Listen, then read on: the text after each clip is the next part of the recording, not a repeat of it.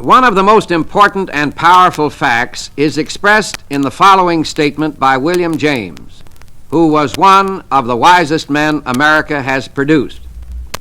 "The greatest discovery of my generation," he said, "is that human beings can alter their lives by altering their attitudes of mind.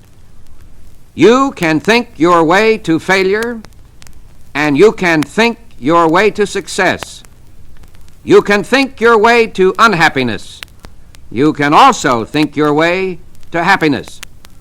The world in which you live is not primarily determined by outward conditions, but by the thoughts that habitually occupy your mind. Remember the wise words of Marcus Aurelius, who said, 'A man's life is what his thoughts make of it.' Ralph Waldo Emerson declared, 'A man is what he thinks about all day long.' A famous psychologist tells us, 'There is a deep tendency in human nature to become precisely like that which you habitually imagine yourself to be.' Thoughts are things. They actually possess dynamic power. Think positively, and you will set in motion positive forces which will bring positive results. On the contrary, think negative thoughts, and you create around yourself an atmosphere propitious to the development of negative results. To change your circumstances, think positively. Do not passively accept unsatisfactory circumstances, but form a picture in your mind of circumstances as they should be. That is an astonishing law of prosperity and success. Let me tell you about a husband and wife, longtime friends of mine. For years, Jim, the husband, worked hard until finally he was in line for the presidency of his firm. There was no apparent reason why his ambition should not be realized, for by ability and experience he was qualified.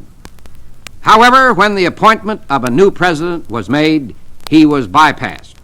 A man was brought in from the outside to fill the post. I arrived in his city just after the blow had fallen.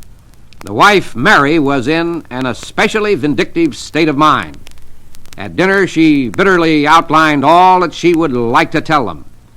The intense disappointment, humiliation, frustration focused in a burning anger which she poured out to her husband and to me. Jim, on the contrary, was quiet.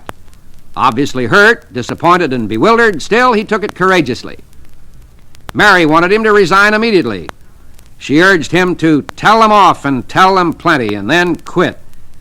He seemed disinclined to take this action, saying perhaps it was for the best, and he would go along with the new man and help him in any way he could. The wife then asked me what I would do. I told her that I would, like herself, undoubtedly feel disappointed and hurt, but that I would try not to allow hate to creep in. For animosity not only corrodes the soul, but disorganizes thought processes as well.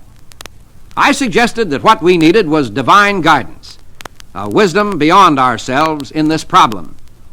There was such an emotional content in the problem that we might possibly be incapable of thinking the matter through objectively and rationally. I suggested, therefore, that we have a few minutes of quietness, that we sit quietly in an attitude of fellowship. It was not easy for the wife to accommodate herself to the mood suggested, but basically she was an intelligent person and she joined in the plan. Presently, after a few quiet minutes, I offered a prayer. I requested peace of mind for Jim and Mary, and went a step further and even asked God's blessing upon the new appointee.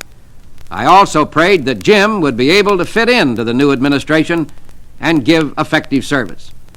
After the prayer, with a sigh, the wife said, "Yes, I guess that's the way to do it. When I knew you were coming to dinner, I feared that you would tell us to take a Christian position on this. Frankly, I didn't feel like doing that. I was boiling inwardly. But of course, I realized that the right answer to this problem is to be found through that approach. I will try it faithfully, as difficult as it may be." She smiled wanly, but the animus was gone. Gradually, They became fairly contented under the new arrangement. They were able to overcome their disappointment and ill will. Jim even confided to me that he liked the new president.